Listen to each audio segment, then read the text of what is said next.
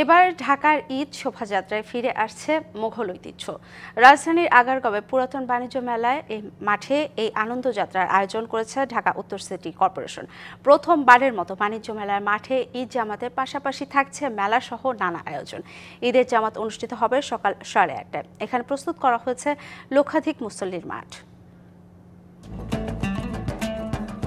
1204 খ্রিস্টাব্দে এ জনপদে ইসলাম ধর্মের প্রচার শুরু হলেও নামাজ, রোজা ও ঈদ উদযাপনের প্রচলন হয় তার বেশ আগে থেকেই। ঐতিহাসিকদের মতে 1300 শতকে বঙ্গদেশে ঈদ উদযাপনকে প্রাণবন্ত করে তোলে মোগলরা।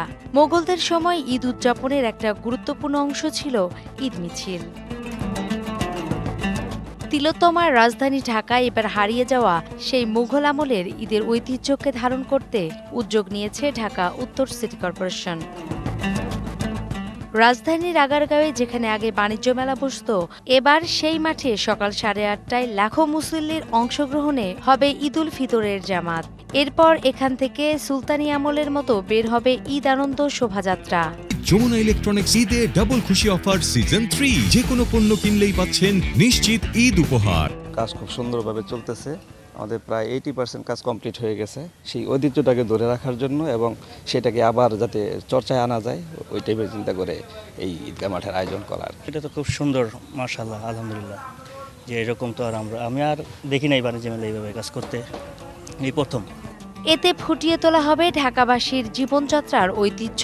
অংশগ্রহণকারীদের হাতে থাকবে রং বেরঙের ফেস্টুন সহ ঘোড়াগাড়ি, ঢোল ও নানা রকম বাদ্যযন্ত্র। গ্রাম বাংলার ঐতিহ্যকে ফুটিয়ে তুলতে ঈদগাহ মাঠের পাশেই বসবে মেলার আয়োজন। চিনমুত্রের সামনে থেকে আমরা ঈদ র্যালিটা শুরু করে আপনার সংসদ ভবন দক্ষিণ প্লাজা যাব। সেখানে গিয়ে আমাদের ছোট একটা ঈদের কালচারাল প্রোগ্রাম থাকবে। এরপর সেখানে মিষ্টিমুখ থাকবে। মোটামুটি ওটা শেষ করে ঈদ র্যালিটা শেষ করে আবার আমরা চিনমুত্রিতে চলে আসব। উপদেষ্টা মহোদয় এবং প্রশাসক মহোদয় এসে এখানে ঈদ, যেটা আমরা মেলা বলি, ঈদের মেলা, সেটা উদ্বোধন করবেন। ঢাকা বিশ্ববিদ্যালয় ক্যাম্পাস থেকেও বের করা হবে ঈদ শোভাযাত্রা।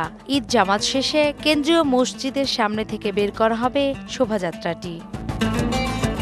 নূপুর মাহমুদ, টিভিসি নিউজ।